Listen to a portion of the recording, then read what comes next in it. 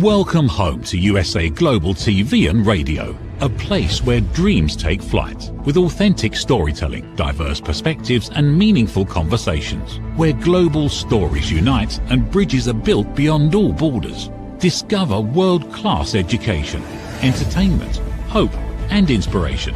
Together, we're building bridges worldwide. Subscribe to our channel, USA Global TV. Download our app, USA Global TV.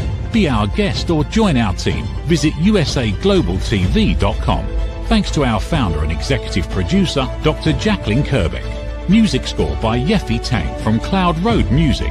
Voiceover artist Mike Porter. Creative direction by Paul Garcia. USA Global TV and Radio. Your home for global connection. All rights reserved. This video and its contents are the exclusive property of USA Global TV and Radio. Unauthorized use, duplication or redistribution in any form is strictly prohibited.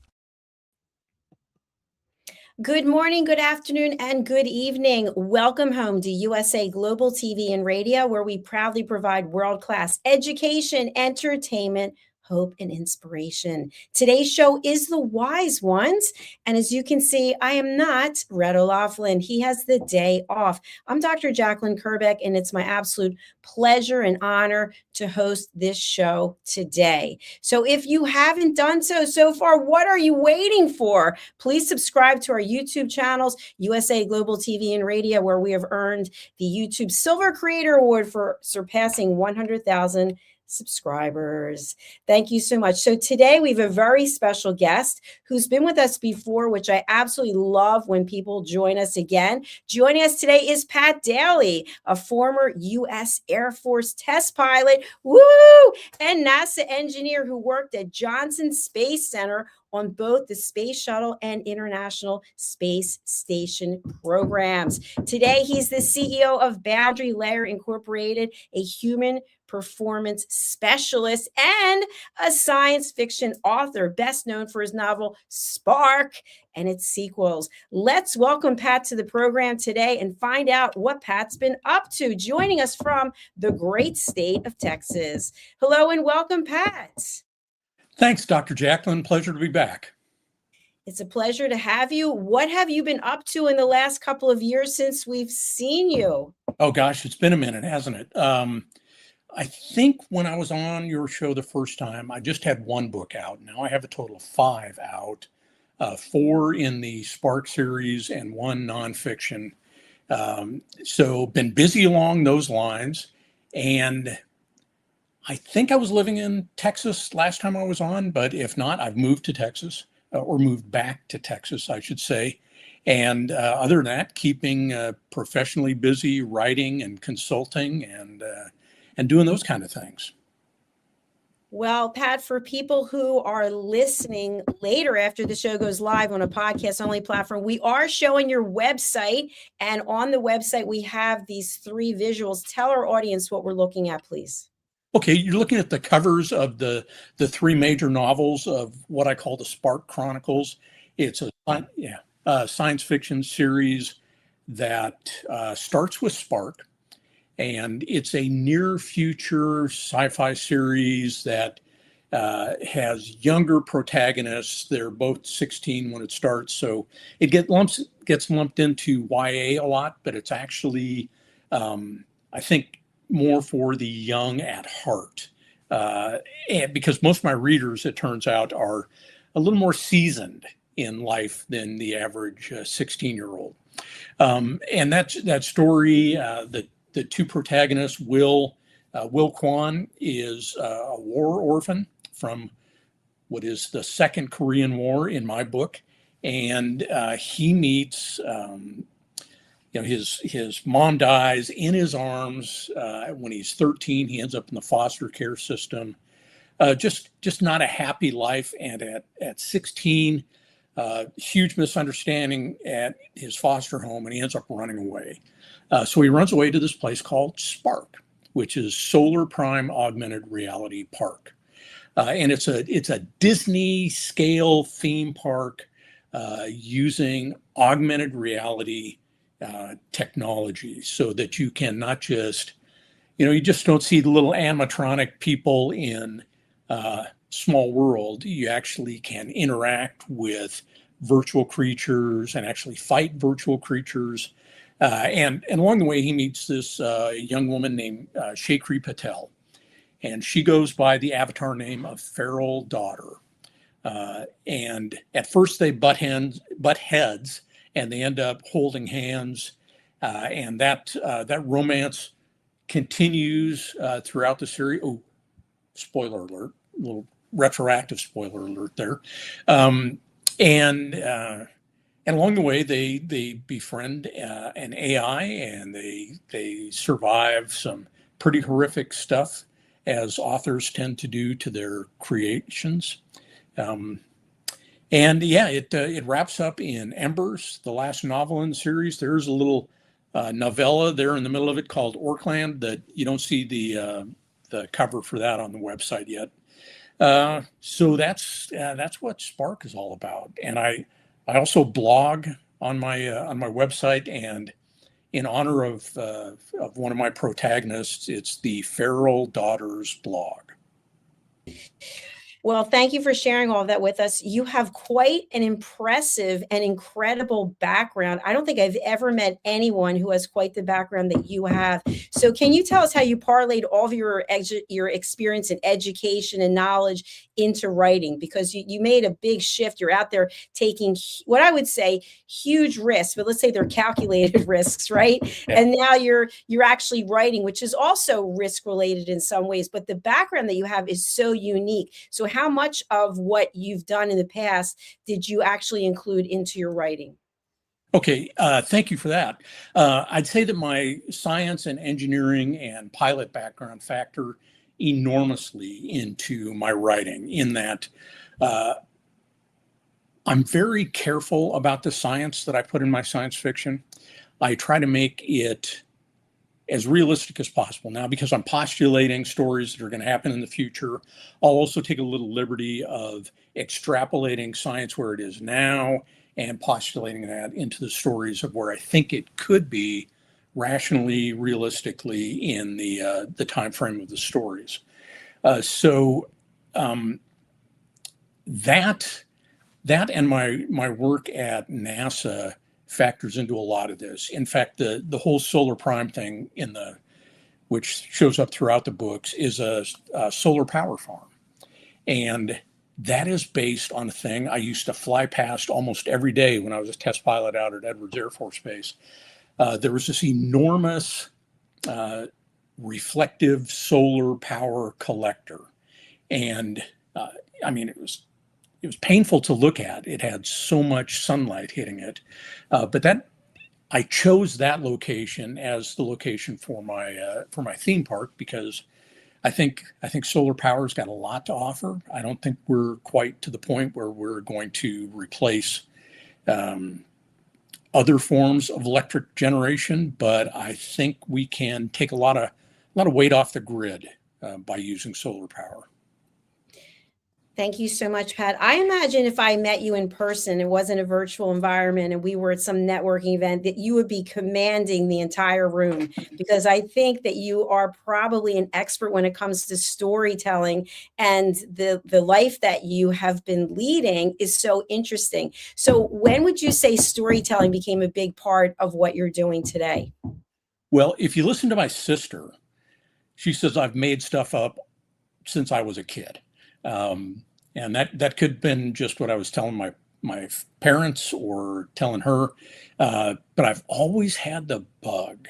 I grew up with the original Star Trek series, and my very first foray into writing, to actually putting a story down on paper, was actually fan fiction for Star Trek, the original series. And so I've always wanted to do it, but life tends to get fairly busy. Particularly when you have kids, and I have two. And so it always took kind of second place to what was really paying the bills for my family. And then when things started slowing down a little bit, once my daughters were out of the house and lives of their own, then I started getting serious about writing again. And I started writing about a year before COVID hit. And then when COVID hit, I was up in Moses Lake, Washington at the time, working on an airplane called the Space Jet. And, everybody got shut down. So it's like, okay, I can't go to work. I can't do that kind of stuff. So let me go full-time writing. And so I finished the first novel. I finished the 8 rewrites that it went through before I got happy enough with it, and honestly before agents and publishers were willing to accept it. And so it got published right towards the end of COVID, I believe, in 2021. And then since then, I've been on a roll. Fire came out in 23, as did Orkland, and then Embers came out in just the end of last year, 25. So since a kid, apparently, I've been making stuff up, and now I'm just putting it down on paper and turning it into a book. Well, it's working for you, so congratulations on that. Thank And you. kudos to your sister for pointing that out. So, what would you say that aerospace engineering really has taught you about discipline that maybe creative writing didn't or hasn't, or vice versa? Because there's actually discipline in both, right? But they come through in different ways. And so to me, when I think about what your career must have been like in my mind, the story that I'm telling myself, and then seeing you at a desk sitting and writing, they seem like two different things, but both require discipline and both require creativity. So how would you react to that? Oh, I think you're absolutely correct.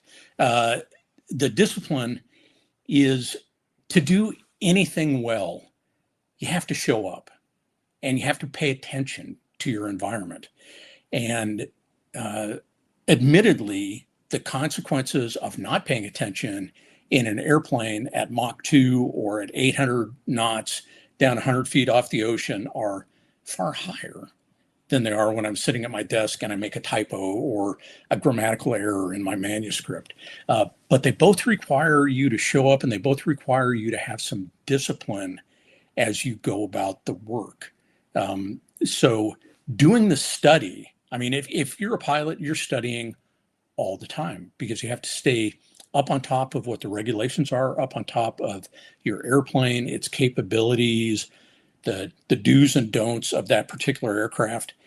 So you're always studying, and that led me to do a lot of research for my novels. I try to make them as true to science and as true to at least the world geopolitically as I see it going in the near future. So the discipline to do the research is critical to it, because I mean, there's science fiction and there's fantasy. And if you want to have a world and say, well, the snow is pink because I like pink, that's great.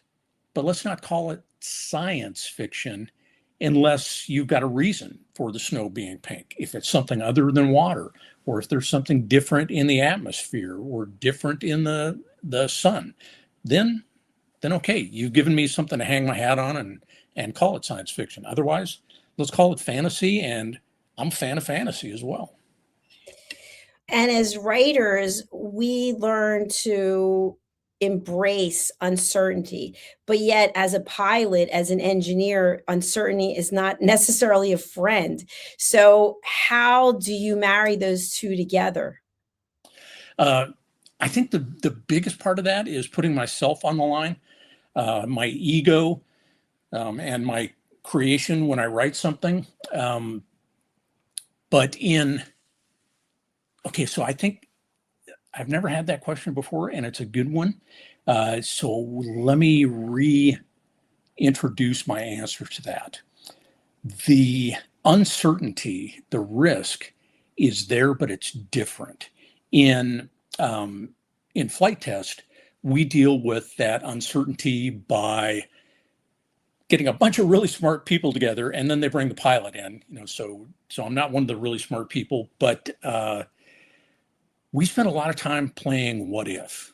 What if this goes wrong? What if the aircraft doesn't react the way we think it should? What if there's a fire? Where am I going to be doing this test? So we play a lot of those scenarios out in the 1G 0 knot environment, so as safely as you can. And as a writer, we do kind of the same thing. We put our soul, our ego, everything out into our pages, and then we start taking the risk, and the risks feel a lot different. It somehow feels more personal. When an airplane tries to kill you, it's not a personal issue. It's not because it just doesn't like you. It's because it doesn't like anybody, or it doesn't like what you're trying to make it do. With the manuscripts or the books I write, I have to subject them to the sometimes scathing critiques of my writing group, or the beta readers that come when I think I've got the manuscript ready to go. They're the last set of eyes that look at them, and man, they can be brutal, and it's hard not to take it personally, especially when I still have it up on my wall. One of the first critiques I got was correcting me on a grammatical thing, and the line I remember is, "My God, do you even speak English?" I thought, well, that's a bit of a spear in the chest, but I think I can get over that. And then there's the other side too. You get the fan mail, and that's really nice as well. Well, I can appreciate that. And it's also really nice when people give feedback in a constructive manner, right? It sounds like that one was really attacking you. And so please give feedback in a constructive manner. Say something nice, then give the feedback, and then say something nice. So you have focused a lot on human behavior. And so if you think about high performing individuals, many of whom could be watching this show, it's the wise ones. What do you think really differentiates people who are high performers when they're in a high stressful environment? So as a pilot, for example, that's high stress to the general public. To you as a pilot, it might not be that stressful, but yet we're relying on you. So how does someone who is a high performer like yourself deal with high stress situations? I think it starts out with professional discipline. You're generally, most professions, even medicine, even writing, you're given a set of constraints generally. Now, if you're somebody that is at the top of the field, then you can say, you know what, I want this book to be 800 pages long because I think it deserves to be 800 pages long. For somebody like J.K. Rowling, works. And she does well with that. For somebody like me, who's a little younger in terms of that, you have to be disciplined enough to cut stuff out that doesn't directly serve the story, so that people will be more inclined to join in the story. So I think discipline is number one. You got to know the rules. You have to follow the rules, unless you're so good that you can break some of those rules. And then I think attention to detail comes up second. So, and by that, I mean not just the details of the science, although that matters too, but the details of what's going on in the environment. And I think that people that perform well in high-risk industries have quite a bit of situational awareness. They are aware not just of what they're doing, because that's really critical usually, but what the people in their team, or sometimes even in their building or working on the project, are doing. So you have to attend to that. And that's not just looking and seeing what they're doing, it's listening, and sometimes it's listening for things that aren't there. So it's a little of those two: discipline, attention to detail. I'd say those are 1 and 2. That's terrific. And by the way, for our audience, we have no script. So Pat has no idea what I'm going to ask Pat, and I don't have any idea what I'm going to ask either. But along this same topic, what I'm wondering is, in extreme situations, like stressful situations where there might be a high risk, could be high risk, high reward, what do you think is most important? Is it intelligence? Is it the ability to control your emotions? Or is it your dynamics with your team? Ooh, that's another good question. I'd say if you're in a high risk, high stress environment, you need to have your amygdala under control. You can't just react as if everything is life threatening. Most of the people I know that are test pilots or astronauts that work in those kind of personal risk environments generally don't get scared or nervous when things start going wrong. They get a little bit angry, and not a lot angry because that can drive you in the wrong direction, but a little bit angry. So tamping down on your emotions, and then in a more team environment, like with a lot of the flight tests we did, it's me all by myself in the airplane, and then we have a control room on the ground, and the control room. They hear every breath I take, every grunt I make when I'm pulling G's. We're all together before the flight, and we talk about what's going to happen and when. And you have to pay attention to the team as much as the team pays attention to you, because you're not a one-person show up there. You've got a whole support system, and even the softest spoken, least experienced person can bring up a critical thing. I have a surgeon associate who, cardiothoracic surgeon, doing some work, and they've got an intern in the operating room, or actually a medical student in the operating room, observing what's going on. Well, things start going wrong. And the docs and the anesthesiologists and the nurses, everybody starts going faster and faster, trying to figure out what the problem is. And finally, this soft voice from the corner says, "Well, doctor, there's a lot of blood dripping on the floor." Ooh, let's look at that. So yeah, you got to pay attention to your team. And even the least experienced person on the team may have in that case, life-saving bit of information. So you can't discount them. I love that you brought that up. That is an excellent point. Thank you. So I want to talk a little bit about my understanding of your interest in gaming. So I will just give secret to the audience, which is I love reality TV. I don't watch network TV, so to speak, or cable, but I'm a huge fan of Traders, The Housewives. I don't really know if that's gaming. But anyway, I want to talk about what is gaming and what is it about gaming that interests you, Pat? Okay. Well, since you brought up Traders, I'm going to have to say, yeah, okay, my guilty pleasure as well. My wife and I watched an episode last night, and we find ourselves actually, this is really bad to do in a theater, but it's okay to do in the privacy of your own home. If you start yelling at the TV or at the people on the TV, they can't hear you, but it makes you feel better. So gaming, and I also I like other reality TV shows as well. Survivor is probably my big one. But where gaming factors into all of this is a game actually led to my first novel, the concept of this augmented reality park. Both my daughters at the time were playing a game called Pokemon Go. And it's usually a cell phone based game where you don't do a heck of a lot. You just wander around in a park, or as you're walking your dog, and you're trying to catch these little Pokemon creatures that pop up.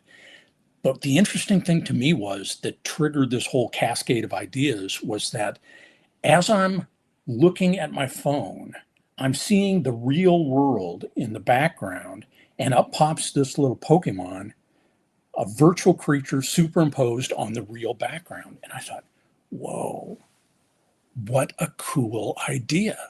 And if we could do that in a theme park, it would be a game changer for gaming. The other thing is I've been a gamer since Pong came out. So I've always loved playing the arcade games, and I've graduated in my adulthood to console-based gaming, Xbox, PS5, those kind of things. And what I like about them is that they are almost a social simulator. It's really interesting to hear and see people interact that are hundreds, thousands of miles away that are playing the same game at the same time as you, and how they communicate and how they make decisions either independently or as a group. So beyond the fact that you get to go out and slay some orcs and save the village or save the world, and I find that a lot of fun. It's a fascinating look at culture and communication as well. And Pat, I just have to share with our audience, in case they don't know, Survivor season 50 launched last night. Hello. Yeah. And tonight is the conclusion of Traders. I think it's season 4. So we're not paid spokespersons. Are you paid for this, Pat? I am not. Okay, neither am I. So anyway, let the games begin. So what I want to talk about in reference to that is I love gaming in that you can actually get to understand what motivates people. And in the beginning, if you think of these reality TV shows, it's about building partnerships, getting to know one another. And then it's about the money, right? It's like, I've got to get the money. I'm taking that title home. So when it comes to social dynamics, how much of what we see in these reality TV shows actually mirrors how life is? Because we're looking at individuals, and I know some of them are compensated, but when we watch network television or we watch something where there's actors who are paid to do something, it's not the same, I don't feel, as when we're watching reality TV. But how much of what we see actually mirrors what goes on in life when it comes to social interaction about being supportive and wanting to help other people, or just going for the money? Yeah, I think you get a lot of people that are, show me the money. That's what matters, and I'm willing to stab anybody in the chest if that'll get me one step closer to the $1 million or whatever the prize pot is. But I think that that's just a surface level reaction. That if you start looking at the interpersonal dynamics between players, there was, I think it might have been in last season, Survivor. There was a woman player who was is autistic. I mean, she's still alive, so she is autistic. But she had fought her way through life to get a PhD. So she had battled this autism her entire life. And there ended up being a dynamic between her, and she was late 20s, early 30s maybe, and a gentleman who was probably 50. And it almost became like a father-daughter dynamic. And he put his game at risk when she was having an episode to go to her and comfort her. And it had been a secret hidden alliance. But in that moment of, oh my God, here's another human having problems, and I can do something about it. And I'm not going to just stand by and do nothing, even if it ends up costing me my shot at $1 million. So I think there's a lot that is real. I think sometimes people rehearse sound bites that they want to throw out, and they come off as a little too glib and a little too, I think, harsh sometimes. But I think you don't have to scratch that deep before you find the real human being and the real human interaction underneath. I totally agree with you. And by the way, just another secret admission, Squid Games, there was a father and daughter that, I don't know if you saw that, but I think when it comes down to it, when you have real connections with people, there's no amount of money that's going to be worth sacrificing a relationship that you have with someone if you really value it. And so I just love the whole philosophy behind gaming when it's for the human collective. So in other words, I'm a peace ambassador, so I like to see people helping one another, and not as much just it's always about the money, but it's like, you get the money, what are you doing with the money? How are you helping other people with the money? So as I digress, but so I'd love to have you tell us, what is it that really brings you enjoyment when you're not writing or you're not storytelling? What else is it that you're doing? Okay. I revisited my whole life about 5 years ago. I had a friend, he'd retired from the airlines, And we were talking about, okay, what are your priorities in life? And what are your priorities? And I said, well, he goes, rank them 1 to 20. And well, that's a lot. I don't know if I have 20 priorities in my life. But he told me a Warren Buffett story. Warren Buffett of Berkshire Hathaway fame. And I'm probably getting this wrong, but the essence is correct. So bear with me. He said he would tell people that work with him and for him, okay, list your top 20 priorities. Okay. Now, nobody has time in their lives to service 20 priorities. So take 11 through 20, get rid of them. He said, then once you've done that, I want you to take 6 through 10 and get rid of them, because you can really only balance or only work so many priorities, and 5 seemed to be the number that worked for him. So I thought about that. I thought about it a lot, because I found myself sometimes I would be wanting to write or wanting to do something, or even having just a pesky little chore that needed to get done, like mow the lawn. And the kids or grandkids would be over, and it's like, oh, dang it, I needed to get the lawn mowed. Well, that's a misplaced priority. And so I re-racked my priorities so that family's number one. Now I'm a Christian, and I know that some people are going to say, no, God, I would be number one. But honestly, family's number one, friends are number two. Then I say God, and then I put paid consulting and writing. So that has freed me up tremendously, because even if I feel a deadline nagging at me and I've got the chance to be with my grandkids or my kids, that's a higher priority. So they give me a lot of joy. Just seeing another human being grow up and hoping to help get them on a path to not necessarily financial success, but life success, to help them understand who they really are and what really matters, is hugely rewarding. That was beautiful. Thank you for sharing that. And it gives us a little bit of more insight into you. Pat, you have tremendous experience and credibility, and you are a terrific speaker. If people are looking for speakers who have expertise like yours, what would you say the audience will take away from your keynote?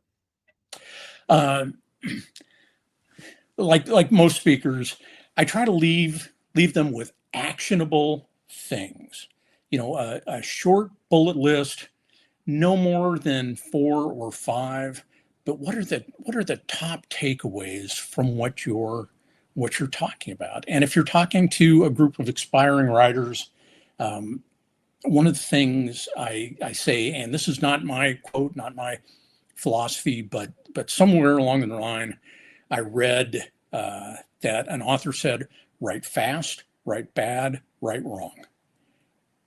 And then you get your first draft out, and then you can go back and fix everything. But if you spend all your time working on trying to fix everything in the first draft, you never finish. So yeah, have a few walkaway points. Fast, bad, and wrong. Check your ego at the door is another one, because in really any kind of professional environment, we need feedback to get better. And feedback, when I was working in corporate America, and still sometimes, I find that honest feedback, is nearly impossible to get, even in your annual performance review, because no one wants to tell you that you've got an ugly baby. No one wants to tell you that you wear too much aftershave. No one wants to tell you that you never show up on time. And so they just put a little happy, glad stuff out there, and and everybody's average. And that's a horrible disservice to everyone. I mean, even the lowest performer on any given team, I believe, can get better if they are properly coached and given accurate, honest feedback. Now, it doesn't mean you have to be brutal or ugly in delivering the feedback. It's like that feedback sandwich that you were talking about earlier. Tell them about the stuff they're doing good, give them that feedback, and then wrap it up with, hey, remember, we're happy to have you here. You're a valued member of the team, and go from there. Agreed. I think one additional thing I might add is asking for permission. Pat, how would you feel if I shared some feedback with you today? Yeah, I don't want it. You might say I don't want it, and then I'm not going to give it. But also, I loved what you just dovetailed onto that, which is after giving the feedback, we're here to support you. Let us know how we can help you go to the next level or incorporate some of the feedback that we gave to you. So I really enjoyed this. And we're actually out of time, Pat. Can you believe it? Oh, my goodness. All right. Well, hey, Dr. Jacalyn, it has been great to be here. I really appreciate you having me back on your show.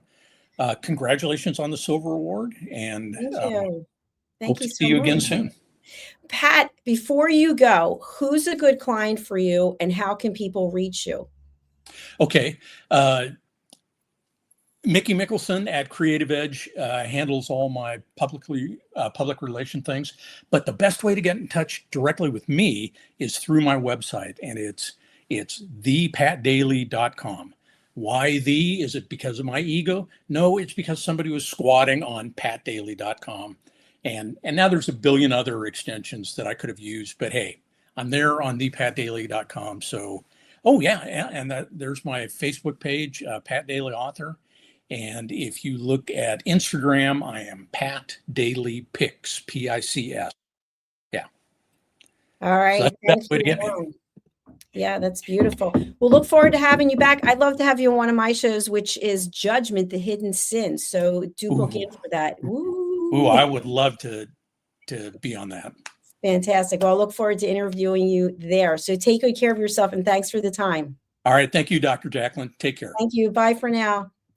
All right, that concludes the end of our show. Red Olafin will be back next week. So thank you to each and every one of you. Please do connect with Pat. I say this at the end of every show. People are here giving their time and their expertise, and you never know where a connection's going to go. So just check the show notes, whatever platform you're watching on, and do connect with Pat. Reach out, because otherwise you'll never know what you're missing. And for those of us who are Traders fans, tonight's the night. Okay, so let's watch and see who's going to be the victor. All right. Thanks again for watching. Our next show is coming up. If you would like to, you can join our team by going to usaglobaltv.com/book your session to be a guest on one of our shows. And if you'd like to have your own show, what? Yes, we're actively looking for our own show, especially in languages outside of English, French, and German, because we have shows in those languages. But we'd love to hear from you, and my contact details are in the show notes. Thanks again for being here. We're off, and we'll be back with our next show. Bye, everyone. USA Global TV and Radio proudly presents Tracy Cram-Perkins, a dementia caregiving survivor teaching how to balance care with peace of mind. #1 resource for dementia caregivers. It's the book, Dementia Home Care, How to Prepare Before, During, and After. Over 17,000 copies sold of this must-have guide. And now a testimonial from Tracy Smith. If I was to describe this book to someone who is going through a similar situation, I would underscore how important it is to have some sort of a tool or a guidebook to help you through certain stages. And there's so many, it's such an unknown topic to the average person. And to have this as a reference is essential. It's going to help you get through it personally, as well as help your loved one manage. To learn more, go to TracyCramPerkins.com.